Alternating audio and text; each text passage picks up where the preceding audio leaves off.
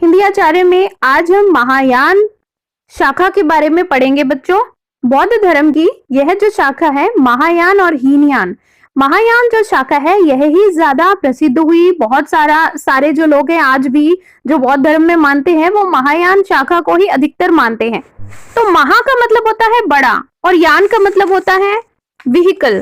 तो यानी कि बड़ा व्हीकल यानी कि बड़ा रथ कह सकते हैं आप।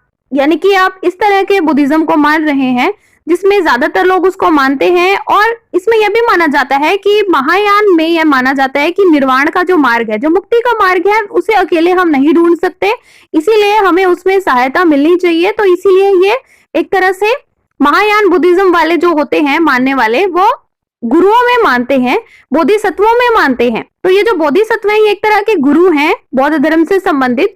ये ऐसे लोग हैं जो कि निर्वाण पा चुके, और ऐसे बहुत सारे बोधिसत्व हैं जिनकी पूजा होती है, उनका देवताओं की तरह स्थान है बुद्धिज्म में। तो हीनयान जो होते हैं वो इस तरह से पूजा नहीं करते बोधिसत्वों की या महात्मा बुद्ध की। और एक और है इसी की एक शाखा थेरावेदा बुद्धिज्म, जिसे थेरवाद भी कहते हैं। थेर का मतलब स्थविर से बना है, यानी कि बड़े बुजुर्गों का कहना। इसमें जो सबसे प्राचीन बौद्ध धर्म है उसी की बात की जाती है। और ये जो थाईलैंड आदि जो देश हैं, इंडोनेशिया आदि जो देश है, बौद्ध देश है, यहाँ पे थेरावेदा बुद्धिज्म को माना जाता है। महायान चाइना आदि कोरिया तक, जापान तक महायान को माना जाता है। और एक शाखा है वज्रयान जो कि तंत्र पर आधारित है। यह शाखा जो है ये तिब्बत आदि में इसको माना जाता है। तो इस वीडियो में हम महायान के बारे में जानकारी हासिल कर रहे हैं। महायान में सबसे पहली बार महायान बुद्धिज्म जब बनता है तब इसी समय पर बुद्ध की मूर्तियां बनने लगी और बुद्ध की मूर्ति पूजा आरंभ होती है बुद्ध की।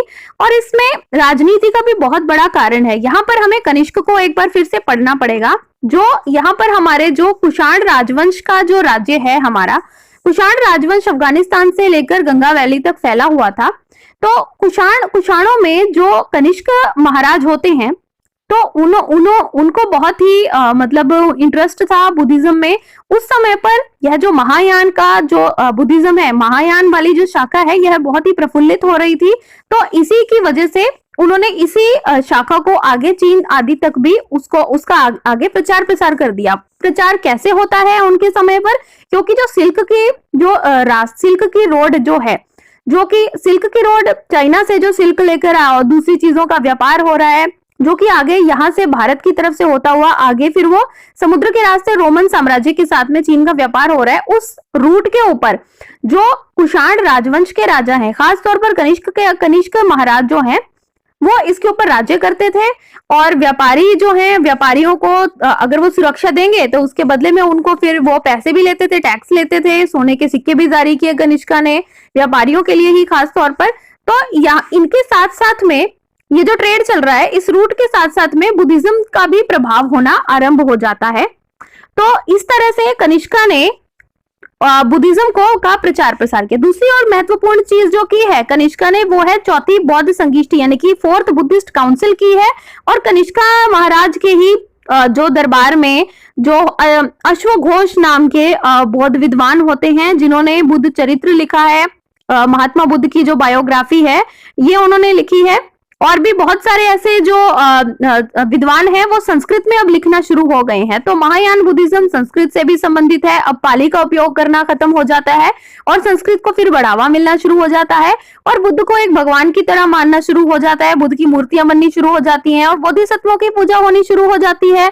इससे पहले मूर्ति पूजा नहीं होती थी बौद्ध धर्म में, लेकिन महायान बुद्धिज्म की साथ साथ में ये सब चीजें भी आरंभ हो जाती हैं। और चीजों को जैसे कि पहले बुद्ध को अगर दिखाया जाता था तो बुद्ध की मूर्ति नहीं बनाई जाती थी। बुद्ध को जैसे एक पीपल का पेड़ दिखा दिया, उससे दिखाया जाता था कि बुद्ध को निर्वाण प्राप्त हो जाता है। लेकिन यहाँ पर धीरे धीरे बुद्ध की मूर्तियां बनती हैं। जैसे देखिए ये चित्र में, ये गांधार शैली की मूर्ति है बुद्ध की। और इसके साथ ही बोधिसत्व जो हैं, जिनको ऐसे लोग जो हैं जिनको जो आध्यात्मिक ज्ञान प्राप्त कर चुके, वो अकेले रह सकते हैं अपने आध्यात्मिकता में, लेकिन वो फिर भी करुणा की वजह से आम लोगों के बीच में आते हैं और उनको मुक्ति का रास्ता दिखाते हैं। तो ऐसे बोधिसत्वों की भी पूजा देवताओं की तरह इन लोगों की पूजा होनी शुरू हो जाती है। और इसी तरह से बोधिसत्वों की जो पूजा है यह चीन, मध्य एशिया, कोरिया कोरिया, जापान आदि में फैलती है और आज भी ये लोग जो बौद्ध धर्म में मानते हैं, ये महायान शाखा को ही अपनाया हुआ है इन लोगों ने आज भी। तो आशा करती हूँ आपको ये छोटी सी जानकारी अच्छी लगी होगी महायान बुद्धिज्म के बारे में। इसी तरह की और वीडियोस देखने के लिए मेरे चैनल को सब्सक्राइब कीजिए हिंदी आचार्य।